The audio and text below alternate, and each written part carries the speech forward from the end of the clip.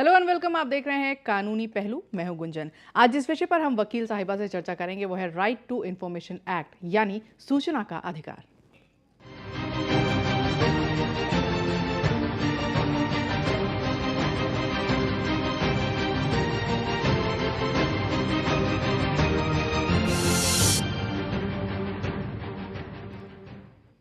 भारत एक लोकतांत्रिक देश है। यहाँ हम स्वतंत्र हैं कुछ भी सोचने और कुछ भी करने के लिए।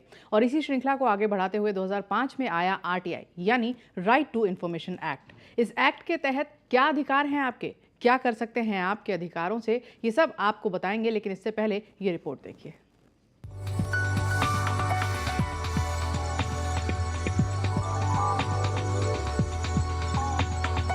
आरटीआई कानून का मकसद सरकारी महकमों की जवाबदेही तय करना और पारदर्शिता लाना है, ताकि भ्रष्टाचार पर अंकुश लग सके। ये अधिकार आपको ताकतवर बनाता है।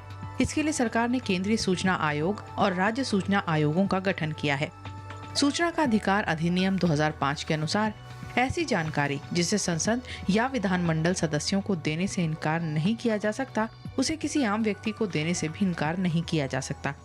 इसीलिए अगर आपके बच्चे के स्कूल के टीचर अक्सर गैर हाजिर रहते हैं, आपके आसपास की सड़कें खराब हालत में हैं, सरकारी अस्पतालों या हेल्थ सेक्टरों में डॉक्टर या दवाई ना हो, अफसर काम करने के नाम पर रिश्वत मांगे या फिर राशन की दुकान पर राशन ना मिले, तो आप सूचना के अधिकार यानी आरटीआई के तहत ऐसी सूचना पा सकते हैं।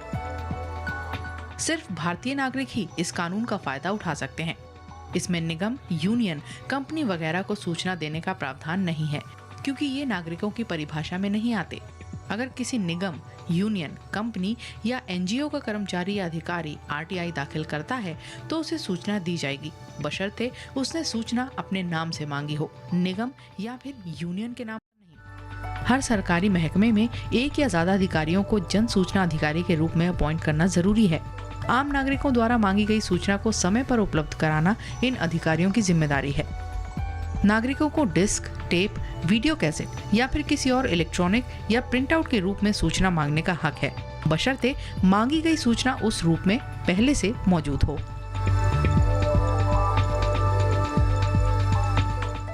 रिटेंशन पीरियड यानी जितने वक्त तक रिकॉर्ड सरकारी विभाग में रखने का प्रावधान है, उतने वक्त तक की सूचना मांगी जा सकती है। आरटीआई के दायरे में ये विभाग आते हैं: राष्ट्रपति, प्रधानमंत्री, राज्यपाल और मुख्यमंत्री दफ्तर, संसद और विधानमंडल, चुनाव आयोग, सभी अदालतें, तमाम सरकारी दफ्तर, सभी सरकारी बैंक, सारे सरकारी अस्पताल, पुलिस महकमा, सेना के तीनों अंग, पीएसयू, सरकारी बीमा कंपनियां, सरकारी फोन कंपनियां, सरकार से फंडिंग पाने वाले एनजीओ। कहाँ करें अप्लाई? संबंधित विभागों के पब्लिक इंफॉर्मेशन ऑफिसर को एक एप्लीकेशन देकर जानकारी मांगी जा सकती है। इसके लिए सरकार ने सभी विभागों में एक पब्लिक इंफॉर्मेशन ऑफिसर यानी पीआईओ को नियुक्त किया है। संबंधित विभाग में ही पीआईओ की नियुक्ति की जाती है। कैसे करें अप्लाई? सादे कागज पर हाथ से लिखी हुई या फिर टाइप की गई एप्लीकेशन के जरिए संबंधित विभाग से जानकारी मांगी जा सकती है। एप्लीकेशन के साथ 10 रुपए की फीस भी जमा करनी होती है। पोस्टल डिपार्टमेंट की जिम्मेदारी। केंद्र सरकार के सभी विभागों के लिए 621 पोस्ट ऑफिसों को सहायक जन सूचना दफ्तर बनाया गया है। आप इनमें से किसी पोस्ट ऑफिस में जाकर आरटीआई काउंटर पर फीस और एप्लीकेशन जमा करा सकते हैं। वो आपको रसीद और एक्नॉलेजमेंट देंगे। पोस्ट ऑफिस की जिम्मेदारी है कि वो एप्लीकेशन संबंधित अधिकारी तक पहुंचाए। कैसे लिखें आरटीआई एप्लीकेशन? सूचना पाने के लिए कोई भी तय परफॉर्मा नहीं है। सादे कागज पर हाथ से लिखकर या फिर टाइप कराकर जमा कर सकते हैं। हिंदी, अंग्रेजी या किसी भी स्थानीय भाषा में एप्लीकेशन दे सकते हैं। एप्लीकेशन में लिखें कि क्या सूचना चाहिए और कितनी अवधि की सूचना चाहिए। आवेदक को सूचना मांगने के लिए कोई वजह या पर्सनल ब्यौरा देने की जरूरत नहीं, उसे सिर्फ अपना पता देना होगा। देरी होने पर क्या कार्रवाई करें? आमतौर पर सूचना के अधिकार के तहत मांगी गई जानकारी 30 दिन में मिल जानी चाहिए। जीवन और सुरक्षा से संबंधित मामलों में 48 घंटों में सूचना मिलनी चाहिए, जबकि थर्ड पार्टी यानी प्राइवेट कंपनी के मामले में 45 दिन की लिमिट है। ये तो लमसम सभी जानते हैं कि आरटीआई है क्या, लेकिन इसका सही तरीके से आप इस्तेमाल कैसे करें, ये सब हम जानेंगे वकील साहिबा से। वेलकम प्रियंका जी। प्रियंका जी, आरटीआई बहुत बहुत शोरगुल हुआ इसके बारे में। 2005 में ये एक्ट भी पास कर दिया गया। केजरीवाल ने भी इस मुद्दे को काफ़ी उठाया था। अब आप मुझे ये बताइए सबसे पहले कि आरटीआई क्या है? देखिए, आरटीआई एक ऐसा एक्ट है, एक ऐसा अधिकार आपके पास है जिसका उपयोग करके आप किसी भी सरकारी दफ्तर या जहाँ पर सरकार फाइनेंस कर रही है जिस ऑर्गेनाइजेशन को या जिसको कंट्रोल कर रही है, उन ऑर्गेनाइजेशंस का, उन ऑफिसेस का कोई भी आप जानकारी पा सकते हैं। आप सिटीज़न हैं तो आप एप्लीकेशन डालिए। एक्ट के अंदर पूरा प्रोसीजर है कि आप कैसे एप्लीकेशन देंगे, उसके बाद एप्लीकेशन के लिए कितना टाइम है, अपील के लिए कितना टाइम है, अगर आप सेटिस्फाइड नहीं है रिप्लाई से, आगे आप क्या स्टेप्स ले सकते हैं। तो वो सब ले डाउन है। और एक पब्लिक अथॉरिटी जो है उसकी क्या ड्यूटीज़ हैं वो सब ले डाउन है। तो एक्ट बेसिकली काफ़ी कुछ ले डाउन करता है। आप उसको पढ़ेंगे तो आपको काफ़ी इन्फॉर्मेशन मिल जाती है कि मेरे को कैसे, बहुत सिंपल सा एक्ट है, बहुत सिंपल सा प्रोसीजर है, बहुत कोई सेट फॉर्मेट नहीं है। पर प्रियंका जी, आप कह रही हैं कि सिंपल सा फॉर्मेट है, सिंपल सा प्रोसीजर है, लेकिन आंकड़ा कितना है जो ये चीज़ यूज़ करता है? राइट टू इन्फॉर्मेशन एक्ट लोग कितना यूज़ कर रहे हैं, ये भी हम आपसे बात करेंगे। लेकिन आपसे हम ये कहना चाहते हैं कि आज हम जिस विषय पर चर्चा कर रहे हैं वो है आरटीआई, यानी कि राइट टू इन्फॉर्मेशन एक्ट, यानी कि सूचना का अधिकार। क्या करना है, कैसे लेनी है सूचना, ये सब आपको बताएंगे। आपके अगर किसी भी प्रकार के इस मुद्दे पर सवाल हैं तो फ़ोन लाइन फ्लैश हो रही हैं, आप कॉल कर सकते हैं। ये तो हमने आपसे जान लिया कि आरटीआई के अंडर क्या क्या आता है। प्रियंका जी, इसके फ़ायदे क्या हैं? देखिए, पर्सनल इंटरेस्ट के लिए मेरा कुछ पर्टिकुलर एक काम है जो अटक गया है, उसके लिए मैं आरटीआई यूज़ करूं, ये नहीं है, इसके ऊपर एक रिस्ट्रिक्शन है। लेकिन कोई भी पब्लिक इशू है, करप्शन चार्जेस है, कोई भी सोसाइटी में काम नहीं हो रहा है जो एक पर्टिकुलर ऑर्गेनाइजेशन को करना चाहिए, तो उसके लिए आप इंफॉर्मेशन मांग सकते हैं, पता कर सकते हैं कि क्यों नहीं हो रहा है तो कितना टाइम लगेगा। तो कोई भी पब्लिक इंटरेस्ट का आप अगर मुद्दा उठाएंगे तो उसके ऊपर आप इंफॉर्मेशन जो कि किसी मटेरियल फॉर्म में आप छू सकें, आप देख सकें, ऐसे फॉर्म में अगर अवेलेबल है तो वो आप मांग सकते हैं। आरटीआई जो फाइल करने का तरीका है, ये क्या प्रोसीजर है, कैसे फाइल कर सकता है एक इंसान? प्लेन कागज़ पर मैं अपने सवाल लिख सकती हूँ कि मुझे ये इन्फॉर्मेशन चाहिए, इससे इस टाइम तक की चाहिए, और वो मैं पब्लिक इन्फॉर्मेशन ऑफिसर अपॉइंटेड होते हैं, मैं उसको एड्रेस कर सकती हूँ, या फिर असिस्टेंट पब्लिक इन्फॉर्मेशन ऑफिसर होते हैं, उनको एड्रेस कर सकती हूँ, और 30 दिन के अंदर मुझे वो इन्फॉर्मेशन मिल जाएगी। चलिए, ये तो आपने हमें वो चीज़ बताई जो लॉ में है कि आप ऐसा कर सकते हैं। लेकिन अगर लेमैन की बात करूँ, वो जो आम इंसान है जो बहुत छोटे तबके के हैं, कोई मजदूर है या कोई हाउसवाइफ है, अगर मान लीजिए उसका राशन ठीक नहीं आ रहा है या उसे ठीक है केरोसिन ऑयल नहीं मिल रहा है, उसने एप्लीकेशन लिख दी, दे कहाँ वो एप्लीकेशन? जी, आप देखिए, आपको लगता है कि आपको खुद थोड़ा सा देखना पड़ेगा कि ये एक सोर्स है जहाँ पर ये इन्फॉर्मेशन हो सकती है।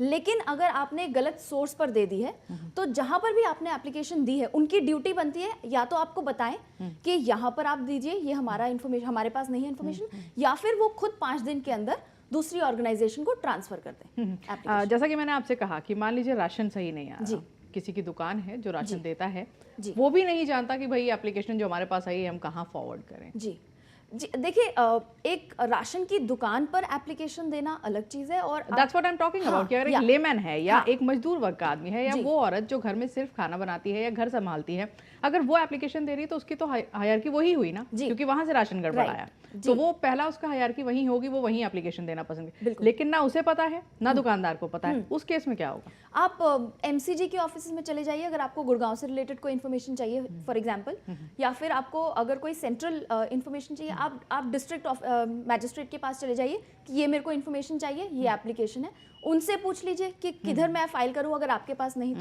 तो इन्फॉर्मेशन कि आप कहाँ पर डालें अपनी एप्लीकेशन, वो आपको बहुत आसानी से मिल सकती है। क्योंकि देखिए, सब जानते हैं कि सरकारी दफ्तर का एक इमेज है कि उनके पास कुछ नहीं होगा, वो झट मना करेंगे, मेरे पास नहीं है उसके पास चले जाओ। तो ये पता करना कि कहाँ डालें एप्लीकेशन बहुत आसान है मेरे हिसाब से। चलिए, सुनील जुड़ गए हमारे साथ गुड़गांव से। सुनील जी नमस्कार। सुनील जी नमस्कार। सुनील जी, अपने टीवी की वॉल्यूम बंद कर दीजिए। हेलो, नमस्कार जी। नमस्कार सुनील जी, आपसे दरखास्त है अपने टीवी की वॉल्यूम बंद कर दीजिए। आप अभी जी, अब अपना सवाल पूछिए। हाँ जी, मैं प्रियंका एडवोकेट जी से एक सवाल पूछ रहा हूँ जी। जो आरटीआई के बारे में बता रहे हैं, तो बेसिकली क्या होता है कि जो देहात है, विलेज है, गांव है, उनमें लोगों को नॉलेज नहीं होती। जी हेलो। जी जी। तो उस काम के लिए जो आरटीआई है, तो उसके लिए विलेज के लोग हैं, उनके लिए जो इंफॉर्मेशन है वो कैसे पहुंचाई जाए? जी प्रियंका जी, ये सवाल वैसा ही मिलता जुलता है जो मैंने थोड़ी जी। देर पहले आपसे पूछा, लेकिन इनका सवाल भी बहुत वैलिड है कि भाई बिल्कुल। गांव के लोग हैं जिनके पास ये इन्फॉर्मेशन ही नहीं है कि राइट टू इन्फॉर्मेशन एक्ट भी कोई जी, चीज़ है, जी, उनके जी। लिए क्या प्रावधान है या कैसे उनको बताया जाए, या क्या कुछ ऐसी अ, पहल की जा सकती है? देखिए, सरकार की एक रिस्पॉन्सिबिलिटी है कि एजुकेट करे लोगों को। एक्ट में भी है, हर पब्लिक अथॉरिटी की एक ड्यूटी है कि वो एजुकेट करे लोगों को कि ये आपके पास अधिकार है और आप इसको इस तरह से इस्तेमाल कर सकते हैं। तो आपका, जैसे आप बात करें गांव देहात की, वहाँ पर ग्राम पंचायत होती है, तो आप उनको, अगर आपको थोड़ी नॉलेज है, आप उनको अप्रोच करिए कि आप देखिए इसके बारे में एक थोड़ी सी अवेयरनेस फैलाइए, आप बताइए लोगों को। तो आई थिंक वो आप एक प्रोसेस यूज कर सकते हैं। एक कॉलर और हमारे साथ जुड़ गए हैं, रंजीत जी हैं, नमस्कार। हाँ नमस्कार जी। जी अपना सवाल पूछिए। मैडम जी, हमने आरटीआई एक्ट के तहत 3-4 साल से लगातार हम सूचना मांग रहे हैं जी, बीडीपीओ शहजादपुर से जी, बीडीपीओ शहजादपुर से जी। जी हम आपको समझ नहीं पा रहे हैं, एक बार अपना सवाल दोहराइए। हमने तमाम अफसरों से जी सूचना मांगी थी सरपंच सतीश कुमार के रिकॉर्ड के बारे में। जी तो जी हमारी कोई भी सुनवाई नहीं हो रही है और हम 3-4 साल से सारे अफसरों के पास फिर लिए और कोई हमें पूछता नहीं। किस विषय में आपने सूचना मांगी थी? हमने सर जब सूचना मांगी तो यहाँ पर शहजादपुर में कपिल बीडीपीओ लग रहे थे सर। आपने तो सूचना उसके किस बारे में मांगी रिकॉर्ड थी? दिलवा दिया सर, और फिर FIR लॉज, हमने उसके खिलाफ 1 करोड़ रुपए की गबन की FIR लॉज करा दी। जी जी जी। उसको सर कोई भी रेस्ट नहीं कर लिया। हम तमाम अफसरों के पास फिर 2 साल हो गए सर, उसको कोई रेस्ट नहीं कर लिया। और ये बिल्कुल उसने ये मन गढ़ंत कहानी बनाई थी कि रिकॉर्ड जल गया, ये सारी बात सच हो चुकी है। जी प्रियंका जी, जो मुझे समझ में आया है, सरपंच के लिए इन्होंने इंफॉर्मेशन मांगी थी अफसरों से, लेकिन उसकी कोई सुनवाई अब तक नहीं हुई है। It's been 3 years। राइट।